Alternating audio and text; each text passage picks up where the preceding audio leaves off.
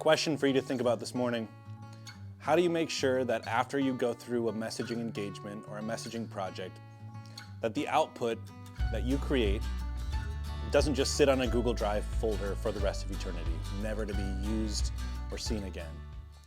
This is a super important question. I'm really passionate about the activation side of messaging projects because I think it's one of the hardest things for companies to do, and it's the biggest miss for most consultants that are taking companies through messaging engagements. They usually go through a really prescriptive, thoughtful process. They'll put together a nice presentation, they'll deliver it to the team, make recommendations, and then fade off into the distance, never to return again, and leave the team to figure out how to put messaging recommendations in motion, how to activate in meaningful ways in the organization. So I was talking with a client recently about activation, and they were asking, how do we make sure that this stays relevant for the team beyond the day when we reveal everything for the first time? And I think there are two ways that you do it. The first way is you have to continue bringing it up internally as often as possible. So if you're having company meetings, if you're having all company sessions where you're talking about progress, where you're sharing stories about deals that have been won, customers that are happy, features or products that are being tested and released, those are all opportunities for you to talk about value propositions, to align the progress that you're making as a company with the value propositions, with the story, the narrative that you have developed, and that's going to help you push forward into the next phase of growth. You have to spend a lot of time re-educating internally new messaging, new value propositions, new narrative, new positioning, the personas that you're trying to hit, the ICPs. It is not a one and done deal. You have to continue educating over and over again whenever possible. So I like to tell clients, hey, if you close a new deal, talk about the value proposition that meant the most, that resonated the most. Talk about the positioning that worked really well for the conversation.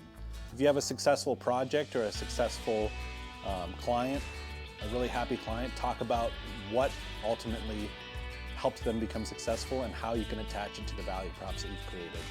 So that's the first piece. The second piece is external education, right?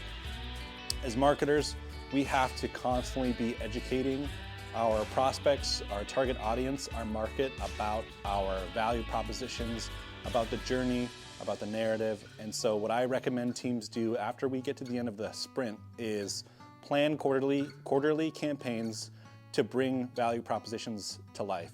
Usually when I'm working with clients, we'll have anywhere from 4 to 5 new value propositions that they can go to market with. And that's 4 to 5 months of campaigns that you could be running with as a marketing team, right? You want to be developing content packages, go-to-market packages that allow you to educate the market on the value propositions and make them real beyond the walls of your organization. So things like blog articles, videos, social media posts, paid campaigns. You might have a specific theme that you want to go to market with. You might do a specific brand campaign. You might do a printed collateral campaign or an out-of-office campaign.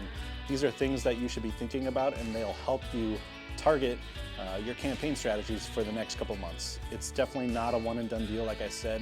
So in order to make messaging work for your business beyond the exercise that you're doing, beyond the day that you reveal all of the work that you've done, you need to focus on internal education to help the team understand what the value props are, what the narrative is, what the positioning is, and how they can use it in their individual roles.